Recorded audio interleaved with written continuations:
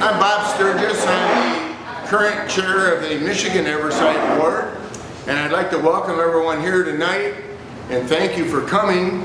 To those who made the tour around Oversight, the building today, thank you for doing that as well. We'd like to thank you for all your support. I know we have vice governors, state committee people here, and we appreciate all of you helping support Oversight. As you go out and leave here today, we always would like you to be more knowledgeable of Oversight by coming here and learning what we do and better seeing what we do. And also take it to your Lions clubs and try to convince them that if they come and visit Oversight, they will leave here feeling better about themselves, feeling better about why they raise money to support us. And we've always found that to be true, and with any other project as well. But of course, we're talking about Oversight. So if you can get people to come, give us a call. You can come and have your club meeting at Oversight. I'm guaranteeing you that every Lion that comes, when they go home, they'll feel much better about being a Lion and feel much more knowledgeable about what we do and why we do it. We appreciate very much that you're here tonight. Thank you. Thank you so much, Bob. That was a great welcome. I don't think I could have said it better myself. I'm Alex Teska. I'm our Associate Director of Philanthropy here at Oversight, and I see a lot of familiar faces in the room. I get to work with a lot of our Lions clubs across the state of Michigan. So I'm going to do a brief overview of our program tonight. We are going to talk about one of my favorite topics, social media, our social media channels, resources for Lions, and the launch of our newly redesigned website. We're going to meet two of our board members who have very personal connections to our mission and hear their personal stories. We're going to learn about our new peer-to-peer software that makes online fundraising a breeze, and we're going to get excited about our special campaign that will raise $30,000 in support of site restoration. We're going to hear about a special Lion and Lioness program that we are launching tonight. And we're going to go over some goals for our Lion and Lioness clubs this year. And finally, we're going to make sure you guys have the tools you need in your travels. First things first, social media. Getting our word out through social media is one of the best ways to reach our constituents. And social media is just such a fabulous tool for recipients or donor family members who might not be at the stage where they're ready to go out and share their story or volunteer at an event. They can be a brand ambassador online for us. And with that, I'd like to discuss a few changes that we made on social media just in July. So as you guys know, we are one Oversight. We're not Oversight Michigan or Oversight Ohio, we're one Oversight. So we combined all of our social media pages this year as just a central place for anyone who has used Oversight services, whether that's a recipient or a donor family member or an advocate or a Lion. So when you visit our social media pages, you'll see not only Michigan content, but content from our other service areas like Ohio and Illinois, New Jersey. So just so you're aware of that, our screen name on all of our Oversight channels are Oversight Vision. And we are on Facebook, Instagram, Twitter, and YouTube. And YouTube can be a really great tool when you're out visiting your clubs. I know one group of our tours were watching some of our YouTube videos. So if you are able to have an internet connection, that's a really handy tool to have in your pocket. And our newly redesigned website, we launched that back in November 2017. So it's about a year old now, but I love our website. It was such a wonderful redesign. But we've created a special tab for you guys. So when you get a chance, please go check that out. We have information detailed specifically to all of our different service areas. So there's information just for Michigan. And what you'll find there are any flyers that I would gear specifically towards Lions or Lioness, and contribution numbers if you need those when you're visiting a club. All right, so now we have a really special treat for you guys. I'm so excited to bring them up here. So as Lions and Lioness, you have all heard the title of Knights for the Blind, which came from Sibley Keller, just 2 hours away in Sandusky. You live out this title every single day when you serve in your communities, support state projects like Eversight, and attend training events like the one we're at. But what really makes this title come to life are the personal stories of those who our services touches every day. I'd like to introduce two of our board members who truly understand what the gift of sight means. One is a donor sister, and the other a cornea recipient. Please welcome Patty Jo Herndon and Sibley Keller. Good evening. Alex asked me to talk to you about organ donation in my family, which is truly my favorite subject. As I mentioned, I'm also on the Eversight board and a member of the Ann Arbor Lions Club. I'm a two-time donor sister. My sister Ellen was an organ tissue and cornea donor, and my sister Maureen was a cornea donor for research. I come from a very large Irish Catholic family, and I'm told we're very unique because we're such a close family. I have 11 brothers and sisters, 34 nieces and nephews. Oh, I'm not done. So have a sip of whatever you're drinking. 35 great nieces and nephews, and 3 great-great nephews. My husband and I have 5 children, and we've raised my sister Ellen's 4 children. So we actually have 9 children and 10 grandchildren. Obviously, we might multiply like rabbits, literally. 20 years ago, our lives changed dramatically. My younger sister Ellen and her husband Brian had 4 children. Jason was 17, the twins were 7, and the baby was 2. My sister Ellen was found at home unconscious and was rushed to the hospital where the doctors told us she had a brain aneurysm. The doctors told us things were bad and my sister had no brain activity. The only thing keeping her alive were the machines. The doctor said he realized this was a difficult time for us, but had we ever given any thought to organ donation? Our answer was yes, because my sister had mentioned a few months before that if anything ever happened to her, she would want to donate her organs. My sister had a 60-second conversation one day about organ donation, which changed many lives. Ours as a family, as well as the life she saved and enhanced, and the sight she provided. My husband and I have the privilege and honor of raising my sister's children, although they're adults now. My sister's children bring joy to our lives every day. Every day we talk about my sister. I would tell them funny stories about Ellen and I growing up, and I would always make Ellen sound like the good kid, and I was a bad kid. And believe me, that was not always the case.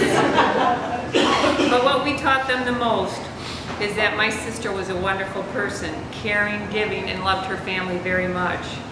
But what her children, my children, and my siblings' children will tell you is that she, Ellen Elizabeth Sullivan, is a hero. When my sister's youngest child, Katie, was 2, she was 2 when my sister died, and she's now 23. When Katie was in 1st grade, she was asked to talk about her hero in front of her class. Katie came home from school very excited and said, "Aunt Patty, I have to talk about my hero in front of my class tomorrow. I'm going to talk about Mom."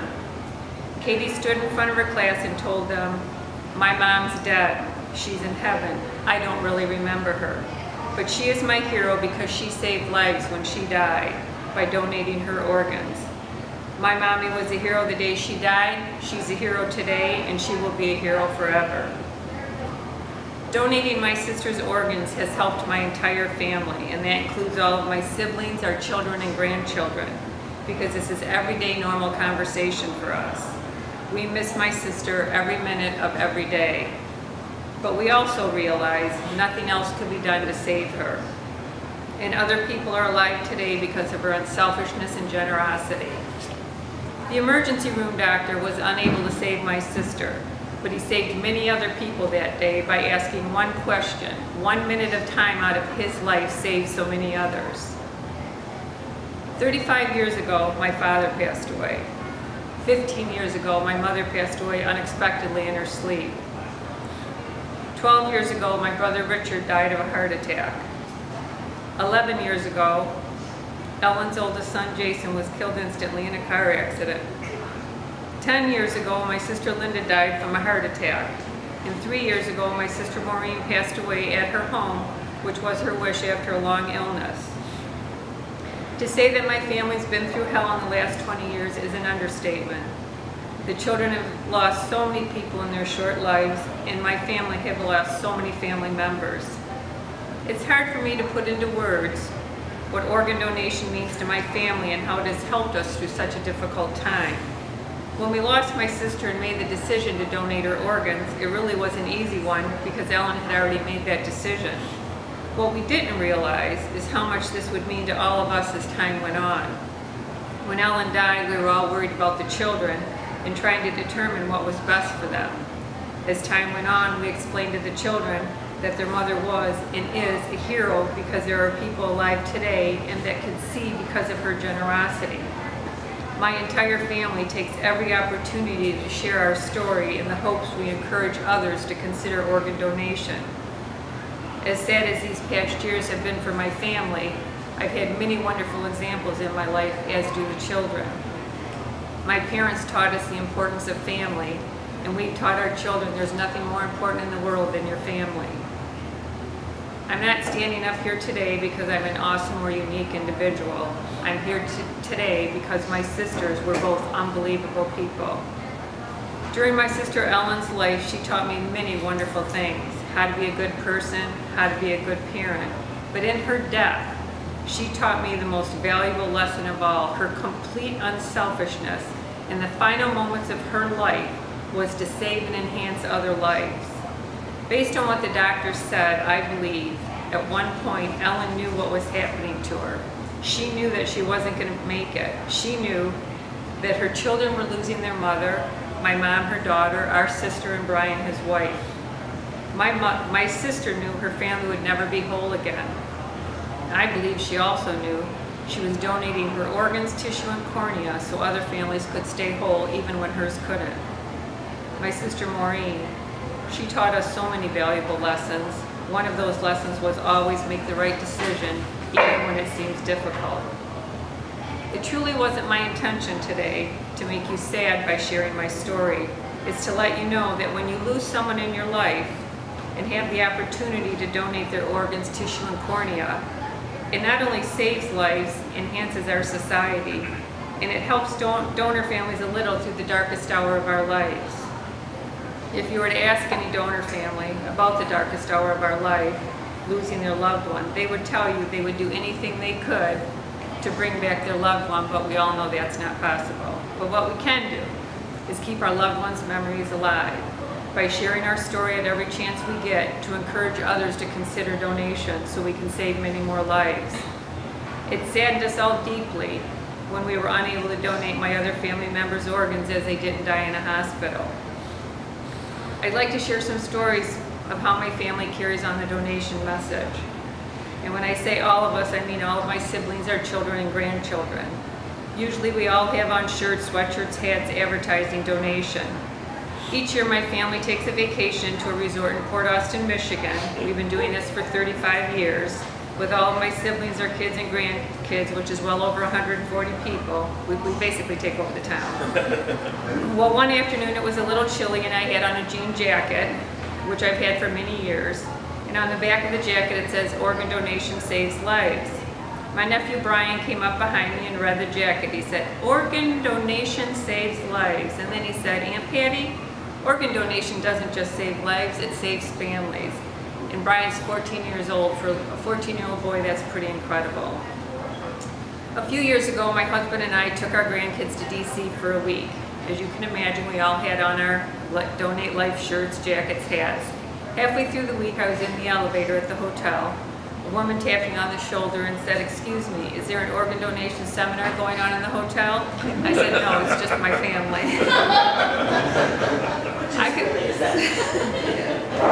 Those are just a few examples of everyday things that happen in my family. We're a walking advertisement for organ donation. I could go on and on with stories like that, but we would be here all night, literally. What I would like to say on behalf of donor families: when we lost our loved ones, we obviously felt confused and unsure how to go on. So at some point, we felt the need to do something to ensure others in our community understood the importance of donation and the heroic decision our loved ones had made. So we contacted Eversight, and from that point on, our lives changed tremendously for the second time. Many of us became volunteers for Eversight to share our stories, but something unexpected happened to us. We all became part of the Eversight family. We were welcomed, embraced, hugged, and loved by all of the employees at Eversight, and we understood that we had become part of this incredible family. The way that they made each donor family feel that they alone made such a difference in the world is a tremendous gift to each and every one of us. I want to thank all of you for the support the Lions provide Eversight, because you honor my sisters every single day with the work you do. So thank you from the bottom of my heart. Thank you.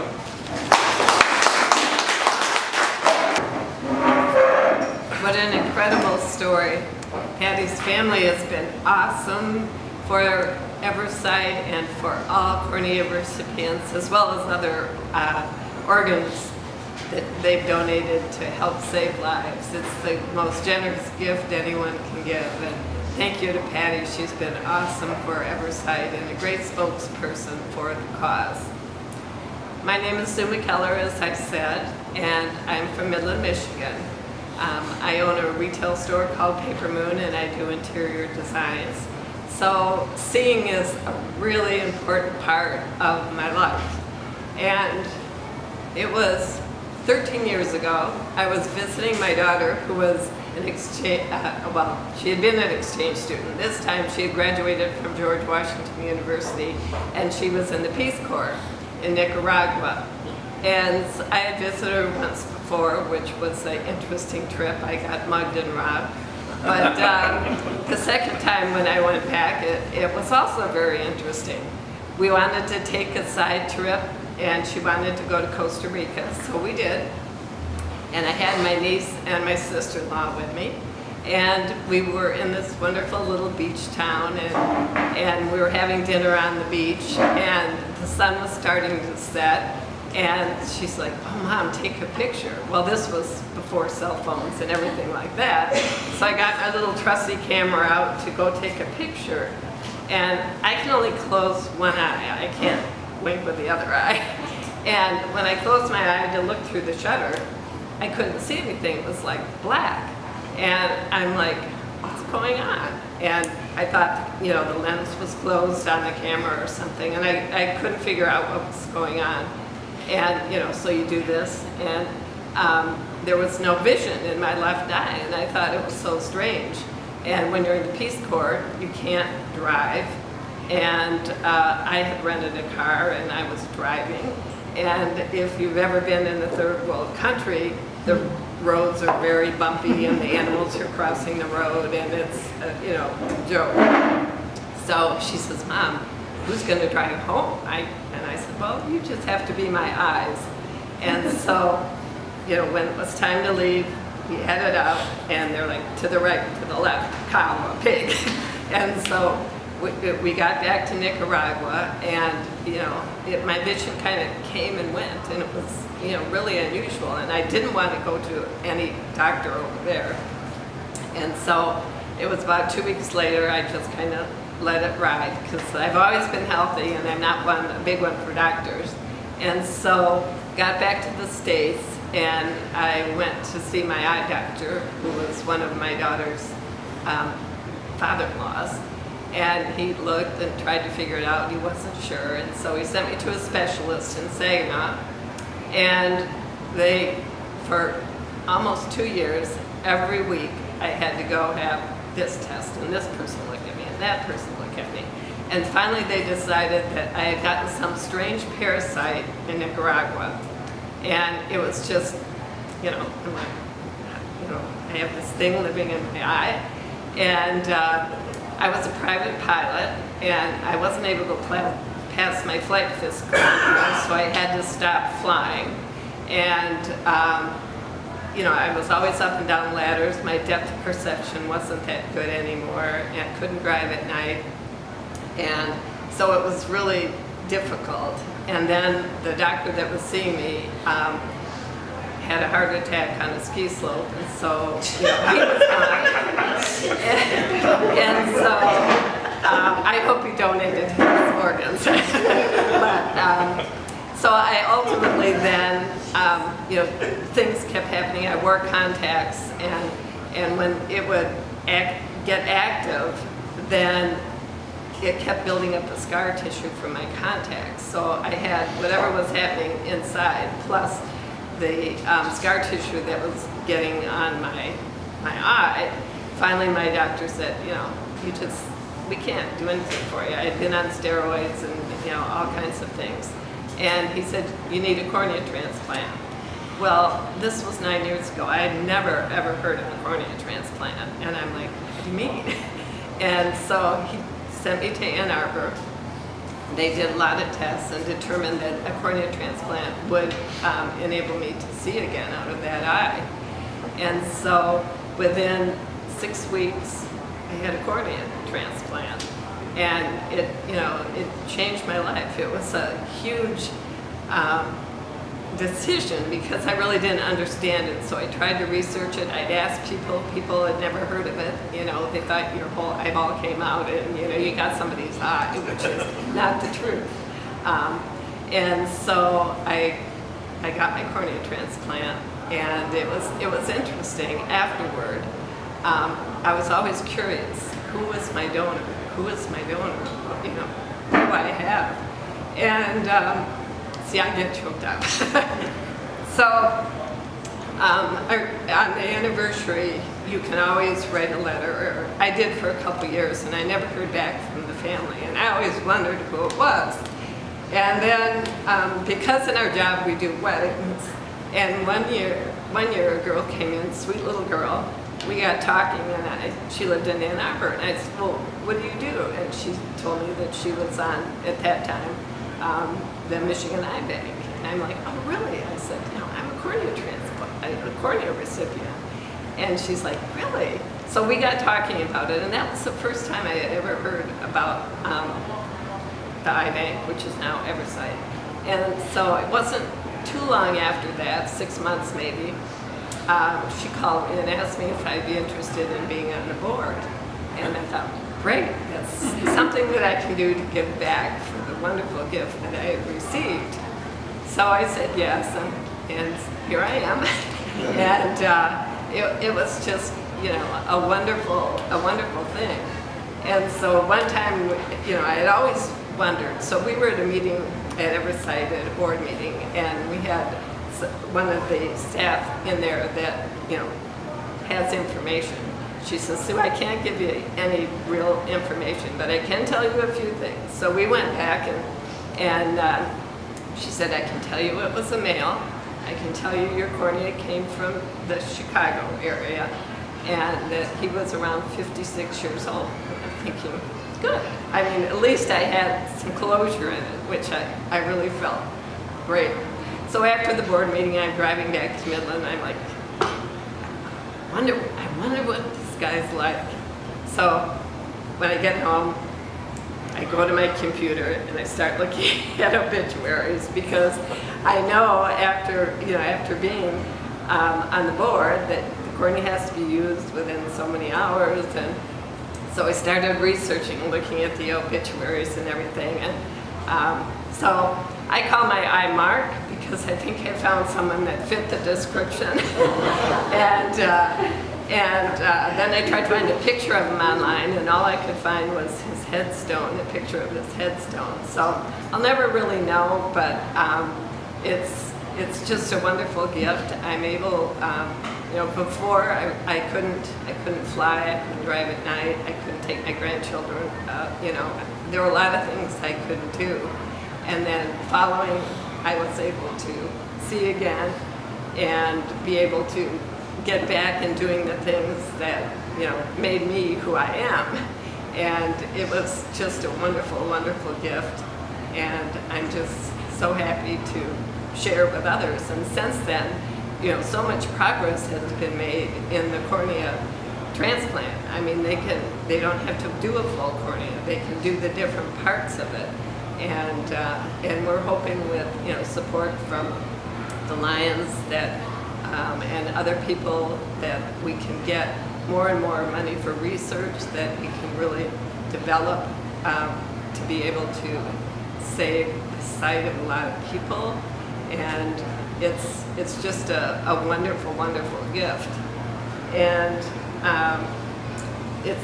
the Lions are just so important in this process. So I'm hoping all of you will go home and share the stories with your groups and come back with a donation and help all of us help others. Those are the things that we do every day and the things that inspire me to pound the pavement and go out and make vision a reality. So I hope you'll take those stories back with you. Online fundraising is the new normal, as you know. I'm sure you've all seen it. And at Eversight, we not only want to make this type of fundraising easy, but meaningful and fun. And maybe you've seen on Facebook that friends and family will raise money for a cause that they support for their birthday or a milestone. And recently, Eversight has incorporated a software on our website that allows you to do just that. Diana's going to tell you all about it. So hi everybody, I'm got a loud voice, you should all be able to hear me. In your folders, I think you're going to find a page. If you're here with us live, this page ended up in front of the screen there for you. So, you know, we're always thinking about how do we reach out to more people.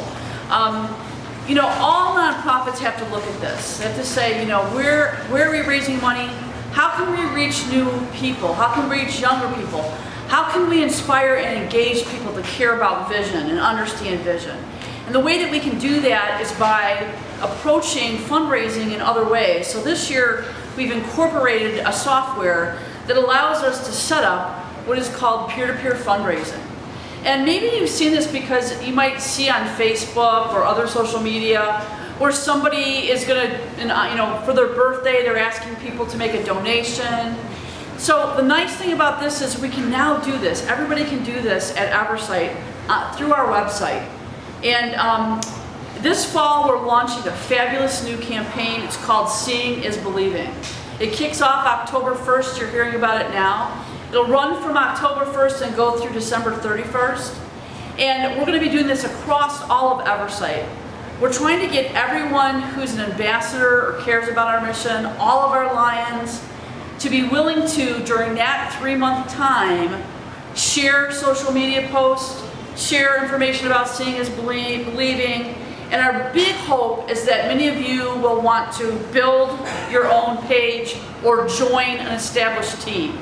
And there are teams. I myself have a team already set up in this campaign, and it's called Vision Champions. So you can just as simply come onto my page, join my page, and be part of that effort. You can either set up your own page and build for your own self and for people you want to share and say, hey, I'm going to raise $300 during these 3 months, help me get there. Tell your own story, post your own stuff, share it amongst all your social media. Or if you'd rather just join my team or somebody else's set team, you look under teams. And under teams, you'll see who are the established teams and who are the captains of those teams. I happen to be one of those captains, so you should all know me, right? Diana Kern at Eversight Vision Champions. But here's where we really would like you to help us. Younger people are all over social media. So how you can really help us is to engage your family, engage your kids, engage your clubs, to say, hey, I'm going to go on social media, or I'm going to go right on the website at Eversight's website, and I'm going to engage in this campaign for the next 3 months. Every dollar helps. Every dollar helps. We have a big goal. We'd like to raise $30,000 across our whole network in these 3 months through this medium. So that's what we'd love you to engage and help with. Alex is always available. I'm available. Don't ever hesitate to email us, call us, text us. If we needed to talk to somebody on the phone to help them set up their own page, we'll help them. In your folders, there's all kinds of information about how to set up your own page. We'll be sending out some emails. We'll be sending out a mailing to all the clubs to help the clubs learn how they can engage and be part of this in the next 3 months. So your help in just getting that word out there, Seeing is Believing, for that campaign, it would really be helpful for us. And before I turn it back to Alex, I just want to share something for all of you, because you may not know this. But my father's also a cornea recipient. So I remember when my father went blind. My father was blinded by a hunting accident, believe it or not. He used muzzle loaders, and he was not wearing glasses. And part of the firing cap went back through his cornea and blinded him in his dominant eye. My father couldn't work, he couldn't drive, he couldn't do his hobbies, and only because of a cornea transplant was he able to return to work, drive, enjoy his hobbies, and that's why for me, being part of this organization and part of Lions is so important. I remember what we went through. And what we should also remember is that people that are blind or cornea blind, by whatever reason that is, the economic issues that causes on the family are significant. So the more we can help people see, the more we can help them and their families be all that they can be. So thank you guys for coming tonight. We're so glad that you're all here, and I'll turn it back to Alex. So as you can see, this is really personal work that we're all doing here. So now we're gonna go into goals, my favorite part, setting some goals for the Lions. So get out those handy dandy pens of yours and be sure to write down our goals for Lions. Each year, Lion and Lioness support us here at Eversight with more than $100,000 of contributed income. And this support is so important because it ensures we're able to serve our communities in the following ways. Our Gift of Sight program, ensuring that no one goes out without a sight restoring cornea transplant, even if they're uninsured or underinsured. You guys help make that happen. Our Gift of Hope program, which supports research into blinding eye diseases that aren't cured by a cornea transplant. And we have a really special program that connects research donor family members with the researchers who accept their loved one's tissue. That is really cool. And our Gift of Knowledge program, one of my favorite programs because we're out in the community spreading the word, just like you guys do on our Donate Life Day, our Buddy Day, going out and making sure people know to get that red heart on their driver's license and to share that decision with their friends and their family. So our goal for Lions this year and every year is to have 100% districts. And that means that 100% of the clubs in each district make a financial contribution to Eversight. And tonight, we're lucky. We have Lion and Lioness leadership from across the state in one room, and you going back to your district and sharing our message will ensure that we reach our goal. But don't worry, you're not alone. We have tools to help you do that. We have financial documents, our contribution report, so if you want to visit a club and update them on their fellowship status with Eversight, or to share their past numbers of giving, we can get you those documents. And they're also available on our Lion Resource tab, so you guys can basically just go there and download them yourself. We have our fellowship program, which I briefly mentioned. That's a really exciting program that goes past the 3 years of giving that Lions and Lioness clubs have donated to Eversight, and they can be eligible for a weir at $500 or a Doc Bar. We have Doc Bar in the room tonight. The Doc Bar Fellowship at $1,000. And then we have a really exciting program that we're launching this evening called Sight Leaders. So get out your Sight Leaders flyer that I've included in your folder. This is a really exciting program that we're launching here tonight, so I need your guys' help in sharing this across the state. This is a program that goes on the Lion fiscal year, and we have two different levels. We have the $3,000 level, which I think you guys heard me mention before. That covers the cost of a cornea transplant. So we feel like that's very compelling to all of our Lioness and Lions across the state, that if you donate $3,000 or more to Eversight in your Lion fiscal year, you're eligible for our brand new banner patch, which you can see up there. Or if you donate at the $500 level during the Lion fiscal year, you're eligible to receive that pin for your banner. So that's a really exciting program that we're launching here tonight. And each year, so if they get the Sight Leader patch in our inaugural year, we'll have matching chevrons to put around the Sight Leaders patch. So we're really excited to launch this program. It's going to be something that we share every time we speak with Lions clubs during this fiscal year, and we just hope you'll share it with us. that information is also readily available on our Alliance resource tab, so you guys can get to that right away. I'm gonna go back one. So now I'm gonna bring up Don Brown, PCC. He is our board member. Many of you know him in this room, I'm sure, and a Lion of 11B2, and he's going to share what he's found successful when visiting other clubs and getting them inspired about the gift of sight. Let's talk a little bit about what happens when we go out and talk to our clubs. Let me tell you a little bit about my history. When I did what you're doing about 9 years ago, and that's how I got hooked. Okay, and I am hooked. This is the greatest program going. Our district was a giver, but not where they are now. Our giving is up over 60%. How did we do that? Well, as I visit the club, I believe that stories sell everything. You heard some great stories. Patty Jo, Sue, both had excellent stories. But we have other stories that are as much excellent or even more. You know, we just talked about that flyer, and this little guy right here is my newest story. And when I tell this story, I talk about Colton. And I think most of you know what happened to Colton. Colton was with his brothers and sisters fishing, but that's not quite how I tell the story.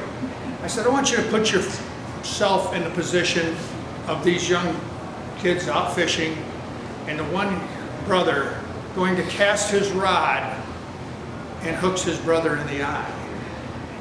Did I get your attention? I got your attention. We got to do that. We've got to get their attention. We have to get them to buy in with us. Then we can tell the story that the hook did go through Colton's eye. Colton did lose the sight of his eye. But because of what we and you do, because of what you do, Lions, we were able to restore Colton's sight through a cornea transplant. Isn't that awesome? Get them in there, make sure they're aware of what's going on, and this is the key thing, guys. We get them to buy in by, don't you agree with me? That's awesome. And if I shake my head, you're gonna shake your head. What have we just done? Our contributions are gonna go up because they've seen what we do. Another one that I like to use is, if you look at the other sheet that you have in there, it says something about 7,915 people. That number is awesome, but it really doesn't mean that much to me. And this is exactly what I say. That's a great number. But you know the number that I think is awesome? 86. Now how come 86 is better than that giant number? Because that 86 people could not have had a transplant if it weren't for you and your giving. And the more we give, the more we can do that. Don't you agree that's what we want to do? You bet it is. And that's what we have to do. We have to tell stories. Stories are everything. You know, I can go back and tell you about Avery and a whole bunch of other people. I personally like the kids, because let me tell you, anytime we can give a kid back their sight, it's awesome for me. But it's great to give older people, I didn't say that, Sue, back their sight too.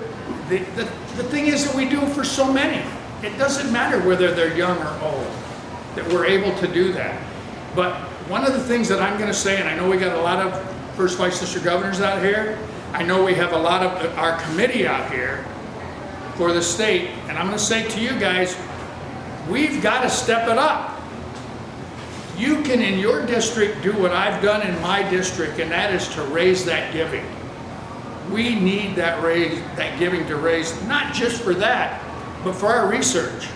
Think about this. How many people do you know that has a vision problem that a cornea isn't going to do? But there's things that we're getting really close on being able to solve, but we got to do that research, and we got to have that funds to do that. We're doing great on the receiving the tissues. That's great. The corneas, that's awesome. But we've still got to step it up, and we've got to bring in more funds. And the only way we're going to do that is if you go out and give the message. Again, the message is done through a story. But This is the other thing I've got to say. First Vice District governors, I don't know, how many governors do I have in here? 1, 2? Okay, I'm talking to you too then. If you've got somebody on the board or on our committee, okay, on our committee, the state committee, that is not doing their job, we need to consider replacing them. We need people out there that are going to go out and take our message and deliver it to our districts. If we get this delivered, we're going to be able to step up everything we do.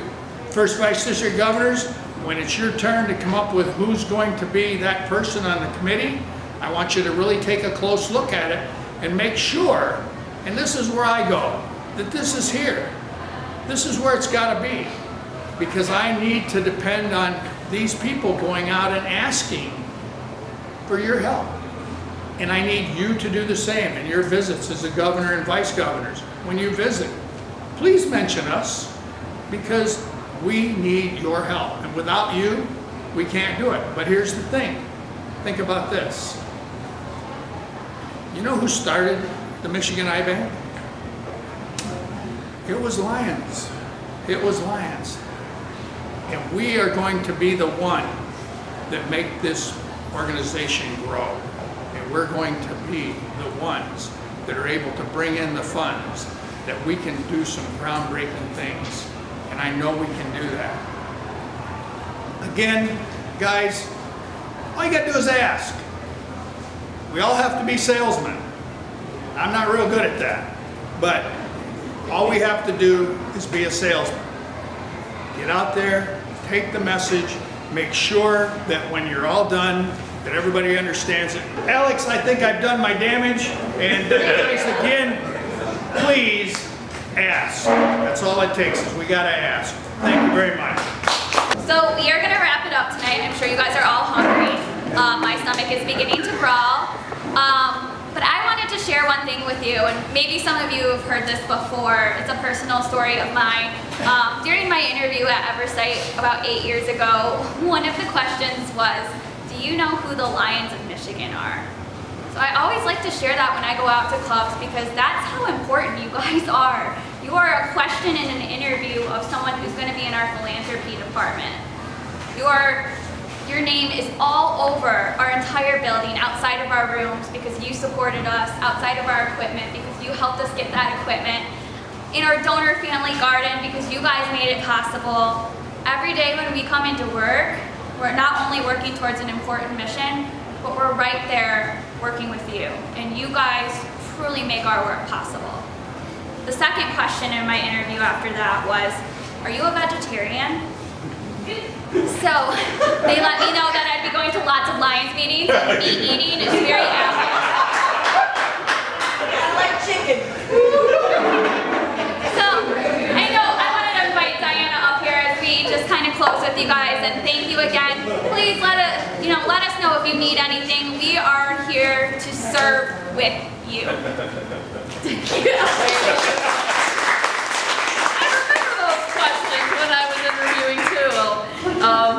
So to close, because hopefully food's coming in any second, so your help with us is so important and we appreciate it.